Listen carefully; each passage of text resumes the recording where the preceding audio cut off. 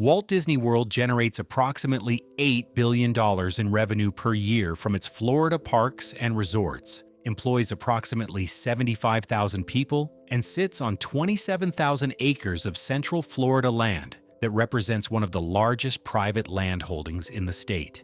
It is also, right now, dealing with a specific convergence of problems that it has not faced before simultaneously. A war with its state government, a guest satisfaction crisis, a streaming operation that nearly bankrupted its parent company's confidence, and a leadership structure that has changed twice in 5 years. This is the story of the rise and fall of Walt Disney World, a $50 billion vacation empire crisis, how Walt Disney World was built, and why nobody thought it would work. Walt Disney World began with a real estate acquisition that is still one of the most audacious corporate land grabs in American history. Walt Disney was furious about what had happened around Disneyland after it opened in Anaheim in 1955. The land surrounding the park had been developed by independent operators, with the result that Disneyland was surrounded by hotels, motels, restaurants, and cheap souvenir shops that Disney had no control over and that were profiting from the park's traffic, without contributing to the guest experience. Walt was determined that his next park would be different. Beginning in 1964, through a network of shell companies with names like Bay Lake Properties, A4 Corporation, and Latin American Development Company, Disney began quietly purchasing land in Central Florida. Approximately 43 square miles of swamp and scrub land in Orange and Osceola counties. The purchases were made in small parcels at low prices, roughly $180 per acre on average, specifically to prevent the price inflation that would have occurred if sellers had known they were dealing with Disney. By the time the purchases were revealed in October 1965, Disney had assembled approximately 27,000 acres for a total cost of approximately $5 million. The Florida legislature granted Disney extraordinary self-governing powers through the creation of the Reedy Creek Improvement District in 1967, effectively a private government that gave Disney the authority of a county government over its own land, including building codes, utilities, and fire and emergency services. The RCID was the specific mechanism that allowed Disney to build its vision without the regulatory and political constraints that would have applied to any other developer. Walt Disney World opened on October 1st, 1971, nearly 5 years after Walt Disney's death from lung cancer on December 15th, 1966. Walt had designed the project and defined its ambition. He did not live to see it open. The Magic Kingdom, the Contemporary Resort, the Polynesian Village Resort, and the Fort Wilderness Campground opened to the first guests that October. The park had been built in a swamp, cost approximately $400 million to construct, roughly $2.9 billion in 2024 dollars, and was, by every measure that was trackable at the time, an immediate and extraordinary success. The opening day attendance on October 1st, 1971, was approximately 10,000 guests, deliberately managed to be lower than capacity to ensure a quality opening experience. By the end of the first year, Magic Kingdom had received approximately 10.7 million visitors. The Contemporary Resort's A-frame design, through which the monorail passed through the interior lobby, was immediately recognized as one of the most architecturally distinctive hotel experiences in America. The combination of the park, the hotels, and the transportation system, built at a cost that the parent company had mortgaged its future to fund, began generating returns that justified every dollar of the investment within years. Roy O. Disney, Walt's older brother and the financial architect of the Walt Disney Company's history, oversaw the completion and opening of Walt Disney World. Roy had wanted to retire at age 68, but stayed to complete his brother's final vision. He died on December 20th, 1971. Just under 3 months after the opening, he had worked his entire career to make possible. The two Disney brothers had built one of the most enduring commercial institutions in American history between them. Neither lived to see the full measure of what they had created, the building of an empire. 1971 to 1994. The Walt Disney World that existed in 1971 was a beginning, not a completion. The original master plan had envisioned a city the experimental prototype community of tomorrow, or Epcot, as the centerpiece of the property. Walt had imagined a functioning urban community of 20,000 residents, using Disney's technology and design capabilities to solve the problems of American cities. The Epcot that opened on October 1st, 1982, was not a city. It was a theme park, a brilliant and genuinely unique theme park, but not what Walt had described. The city concept was quietly abandoned after Walt's death. The expansion of Walt Disney World from 1971 through the early 1990s was one of the most successful examples of resort development in American history. Epcot Center opened in 1982. Disney MGM Studios, now Hollywood Studios, opened on May 1st, 1989. Disney's Grand Floridian Beach Resort, Disney's Caribbean Beach Resort, and the Boardwalk Inn were developed and opened through the 1980s and early 1990s. Typhoon Lagoon Water Park opened in 1989. Blizzard Beach in 1995. Disney's Animal Kingdom opened on April 22, 1998. Michael Eisner, who became CEO in 1984 following a near-bankruptcy period for the parent company, oversaw the most aggressive expansion phase in Disney World's history. The Disney decade of the 1990s, Eisner's marketing term for the planned expansion, produced new parks, new hotels, Downtown Disney, Pleasure Island, and the Disney Institute. The property grew from a 2-park resort to a 4-park, 2-water park, dozens of resort hotel complex with its own transportation infrastructure, its own utilities, and its own emergency services. By the mid-1990s, Walt Disney World was attracting approximately 30 million visitors per year across its 4 theme parks and was the most visited tourist destination in the world. The $400 million investment of 1971 had produced an asset that was generating revenue and cultural influence beyond any comparable entertainment investment in history. The specific achievements of the expansion era deserve documentation.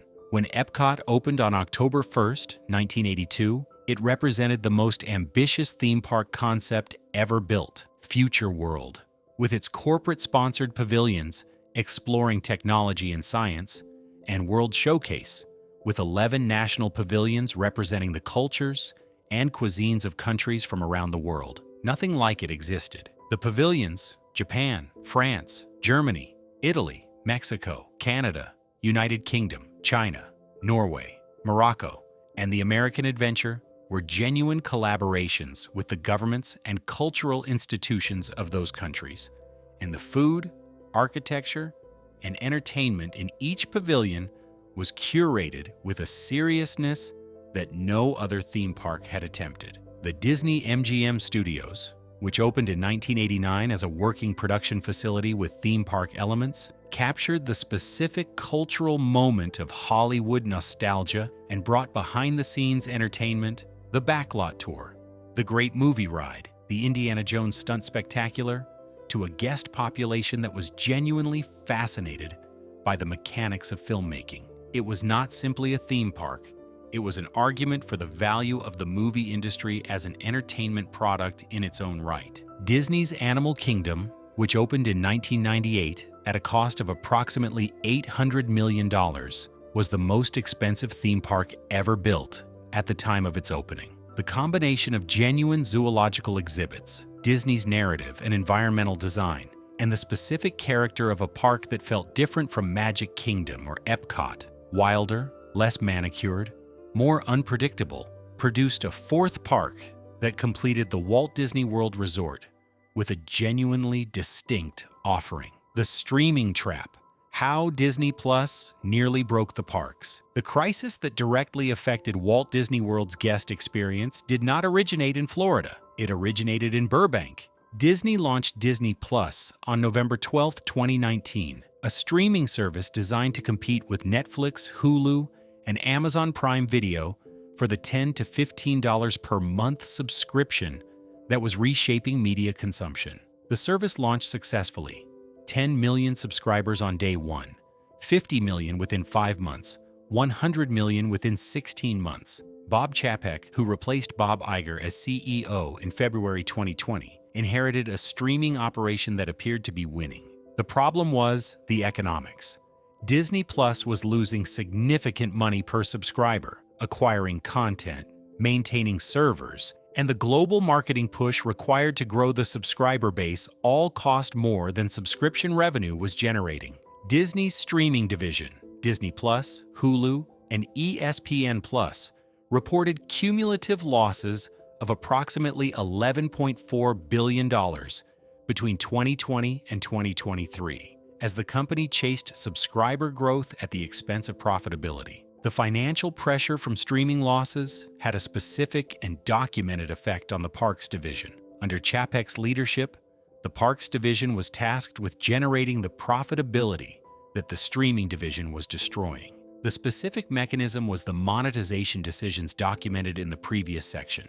Genie Plus replacing the free FastPass Plus, parking fees, the elimination of the Magical Express, the Magic Band conversion from free to paid, the sustained ticket price increases. The Parks division's per capita revenue increased significantly during this period, but the guest experience that had been Disney's competitive advantage was being traded for margin. Bob Iger returned as CEO in November 2022, replacing Chapek in what was described publicly as a board decision driven by the company's financial performance and direction. Iger's return was announced as a 2-year interim appointment to stabilize the company and find a successor. As of 2025, Iger remained CEO, having extended his tenure multiple times, while the succession question, who runs Disney after Iger, remains unresolved and is, by most observer accounts, the single most consequential, undecided question in American entertainment.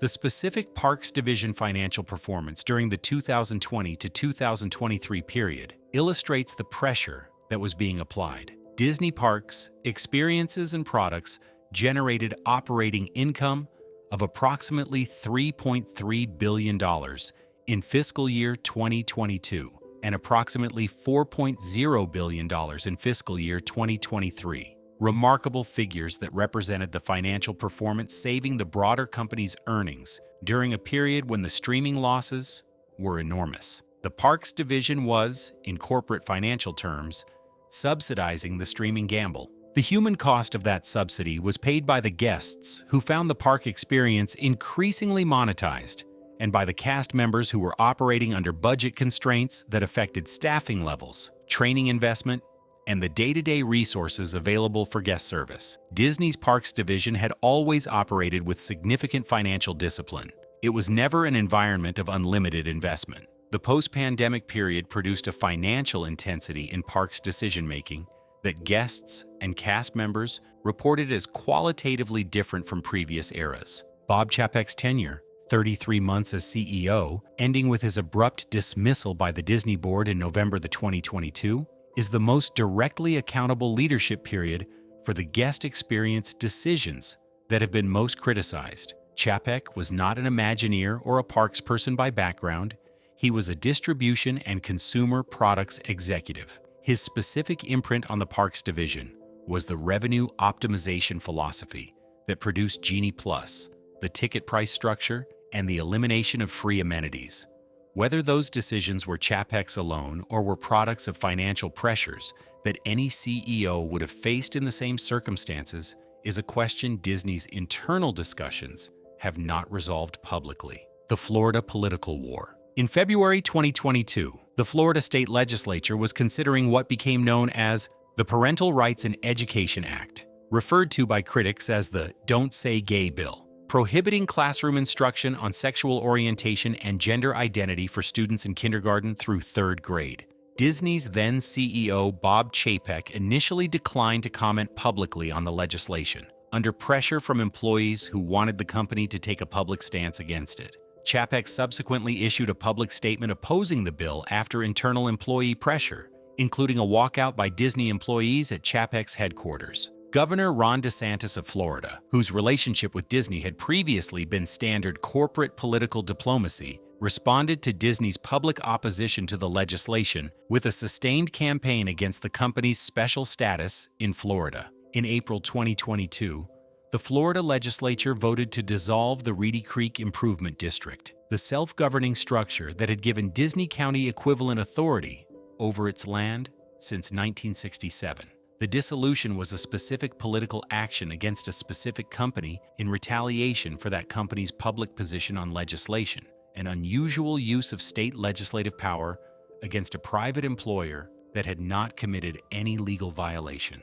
The actual dissolution of Reedy Creek was complicated. The 1967 legislation that created the district had been tied to bond obligations that the state of Florida did not want to inherit. The dissolution was modified, revised, and ultimately resulted in the creation of a new oversight board, the Central Florida Tourism Oversight District, appointed by Governor DeSantis, replacing Disney's self-appointed board. Disney and Florida subsequently reached a settlement agreement in early 2024 that resolved the most acute legal conflicts while leaving the political relationship between the company and Florida's government fundamentally changed. The specific cost to Disney in legal expenses, management distraction, and the uncertainty period for the RCID's powers, during which Disney paused significant construction projects rather than risk investing under an unclear regulatory environment, has not been fully quantified publicly. The indirect cost of the reputational and operational uncertainty was significant.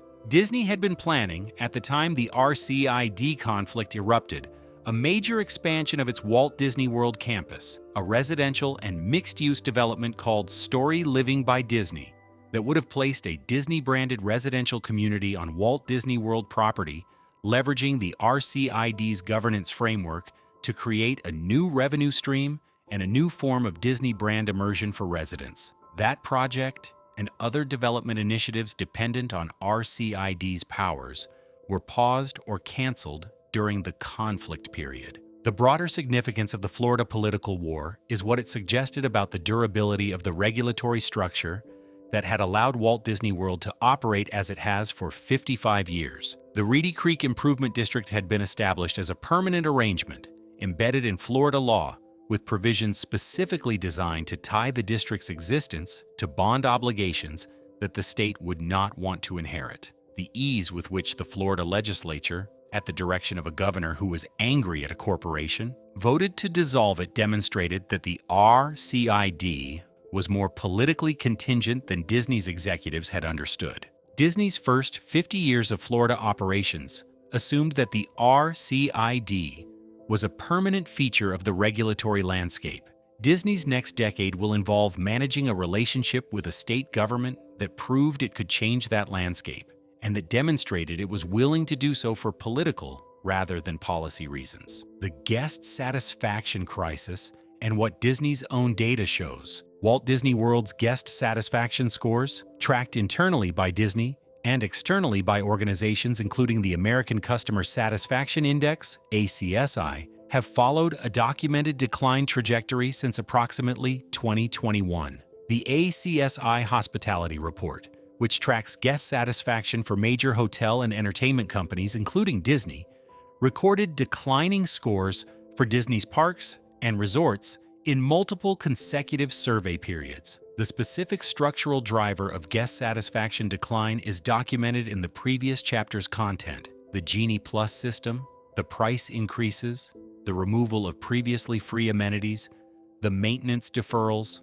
What adds complexity to the picture is the timing. Disney's guest satisfaction began declining precisely when Disney's per capita revenue from its parks was at its highest. The company was extracting more money per guest while delivering a less satisfying experience.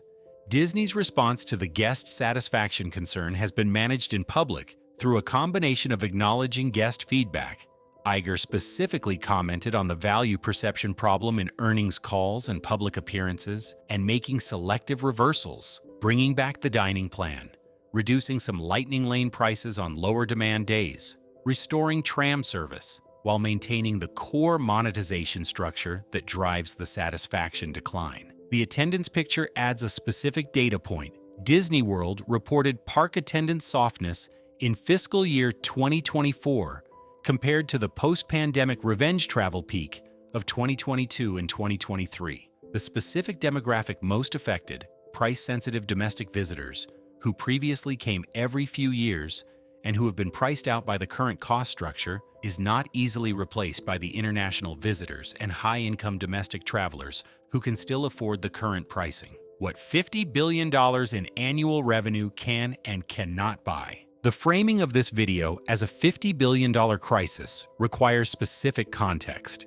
Disney's total company revenue, including the parks, the studio, the streaming services, the media networks, the merchandise, and the consumer products business, was approximately $88.9 billion in fiscal year 2023. The Florida parks specifically generate approximately $8 billion of that. The vacation empire value of Walt Disney World as a real estate asset, a brand, and an ongoing business is difficult to calculate but credibly estimated in the tens of billions of dollars. Disney is not going bankrupt.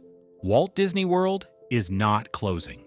The company's Parks and Experiences division has been among the most consistently profitable segments of the broader Disney business, producing operating income even in the years when the streaming division was producing massive losses. The crisis is structural and cultural, rather than existential. The structural dimension, a company that built its competitive advantage on execution quality, guest experience, and the emotional premium that the Disney brand commanded, has been systematically reducing that execution quality and that emotional premium in pursuit of near-term margin improvement. The trade is visible in the metrics and felt by the guests who have the reference point to perceive it. As journalist and Disney observer Daniel Feinberg, who covers entertainment for The Hollywood Reporter, described Disney's current strategic position, Disney's brand is still enormously powerful. The question is whether the decisions being made today are spending that brand equity or investing it.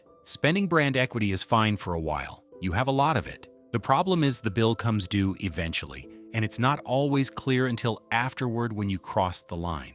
The cultural dimension, the internal culture of Walt Disney World, the guest service philosophy, the Imagineering creative standard, the cast member training investment, has been under financial pressure from the same dynamics that produce the external guest experience decline. The people who build, maintain, and staff the resort are operating in an environment with higher workloads, more operational constraints, and less of the culture of creative autonomy that Disney historically used to attract the talent that made the parks extraordinary. The succession question nobody has answered. Bob Iger is 73 years old as of 2024. His Disney contract has been extended multiple times since his 2022 return. He has publicly committed to finding and transitioning to a successor before his current contract expires in 2026. The Disney board has been searching for, evaluating, and publicly hinting at potential successors since approximately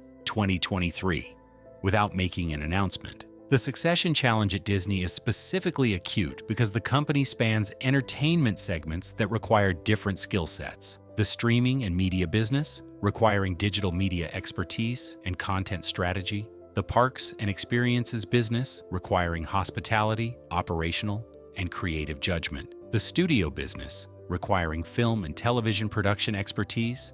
And the consumer products and licensing business, requiring retail and brand management competence. No single successor candidate is credibly documented as having depth across all four. The candidates most discussed in industry reporting as potential successors, including Dana Walden, chairman of Disney Entertainment, Bob Chapek, explicitly not returning after his firing, James Gorman, who joined the Disney board and was involved in succession planning, and others, each represent partial fits with the company's breadth. The board's public statements about succession have been consistent about the process being rigorous and the timeline being before Iger's 2026 contract expiration. The specific risk: Disney is not a company that handles leadership transitions easily. The transition from Walt Disney to his successors produced the near bankruptcy of the 1980s that Eisner was hired to fix. The transition from Eisner to Iger was contentious and extended. Jeffrey Katzenberg, Michael Ovitz, and multiple other senior figures left the company under difficult circumstances during the Eisner period before Iger's path to the top became clear. The transition from Iger's first tenure to Chapek was followed by Chapek's firing and Iger's return. The pattern of Disney leadership transitions suggests that whoever follows Iger will be managing the consequences of current decisions alongside their own new strategic vision. The Walt Disney World campus is itself a specific succession variable. The capital commitment of $60 billion globally over 10 years is Iger's commitment, made under Iger's leadership priorities. A new CEO, with a different read on the relative value of parks investment versus streaming or studio investment, could reallocate that capital in ways that change the trajectory of Walt Disney World's development. The multi-year construction timelines of major theme park additions mean that the attractions that will define Disney World in 2030 and 2035 are being designed and approved right now, and the leadership that approves and funds them will shape the resort's character for a generation. The investors and analysts who follow Disney most closely describe the succession uncertainty as the primary risk factor in Disney's near-term outlook, more significant than streaming competition, more significant than the Florida government relationship, more significant than the guest satisfaction metrics. Getting the succession right is the specific decision that determines whether the $60 billion investment in parks is fully executed, whether the streaming rationalization is completed, and whether Disney's brand premium is maintained through the transition. The actual rise and fall, and what comes next. The rise of Walt Disney World is one of the clearest success stories in American commercial history. A company assembles land under false pretenses, negotiates extraordinary government powers, builds a destination that generates more revenue than entire countries' tourism industries, and sustains that business for 50-plus years by continuously reinvesting in the quality of the guest experience. The fall, to whatever extent the current period constitutes a fall, is not financial collapse. It is the specific drift that occurs when the operational logic of a business shifts from quality to extraction. The competitive advantage that Disney spent 50 years building was not the IP, not the land, not the technology. It was the specific feeling that Disney parks created, the emotional connection that justified the premium. That feeling is produced by thousands of daily operational decisions, and those operational decisions have been tilting in a specific direction since approximately 2020. The trajectory is reversible. The specific decisions that produce the guest satisfaction decline are not permanent. They are policy choices that can be changed. Iger has demonstrated this in the selective reversals of post-pandemic policies that were most damaging to guest perception. The question is whether the full reversal occurs and whether it occurs before the erosion becomes self-reinforcing, a cycle in which declining satisfaction leads to declining visitation. Declining visitation leads to revenue pressure. Revenue pressure leads to further cost-cutting, and further cost-cutting leads to further satisfaction decline. That cycle has not started at Disney World. The parks remain profitable, popular, and operationally functional. But the people who have been watching Disney World most carefully for the longest time are watching the metrics more closely than they have in decades, asking a question they have not asked before. Is this still the place that defined what a theme park could be, or is it becoming the place that used to define it? The specific investments Disney has announced for Walt Disney World's future are real and significant. The company announced a $60 billion investment in parks and experiences globally over the next 10 years in early 2024, the largest capital commitment in Disney's parks history. The specific Florida components of that investment include a major expansion of Disney's Animal Kingdom and potentially a new major land or park addition at the Walt Disney World campus. The construction of the new Epcot experience spaces, the ongoing World Discovery and World Celebration Pavilion updates continues. Disney has approved and is building new experiences at a pace that suggests the capital allocation commitment is genuine. The Tiana's Bayou Adventure opening in 2024, Tehran Light Cycle/Run's 2023 opening, and the continuous renovation of Epcot's pavilions represent ongoing investment at scale. These are not the decisions of a company that has stopped investing in its parks product. They are the decisions of a company that is simultaneously investing in the guest experience and monetizing the current guest in ways that are degrading the experience it is investing in.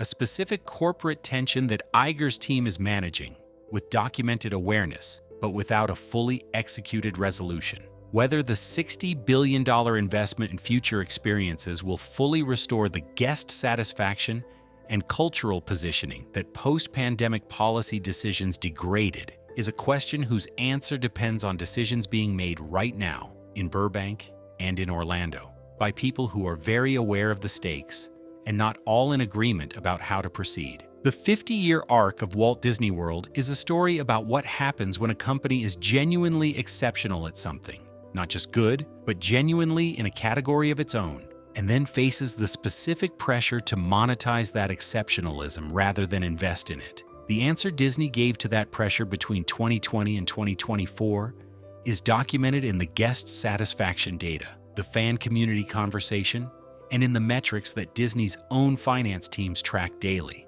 The answer Disney gives to that pressure between 2025 and 2030 is what determines whether this chapter is called a crisis or a course correction. $400 million in 1971 built on swampland, acquired through shell companies, governed by a private district that lasted 55 years. An empire that grew to encompass 4 theme parks, 2 water parks, dozens of resort hotels, its own transportation network, its own emergency services, and approximately $8 billion in annual Florida revenue. And a current moment defined by political conflict, streaming losses, leadership uncertainty, and the specific question of whether the most valuable thing Disney built, its guests' trust, is being managed carefully enough. The rise and fall of Walt Disney World is still being written. Hit that like button and subscribe. More content like this coming.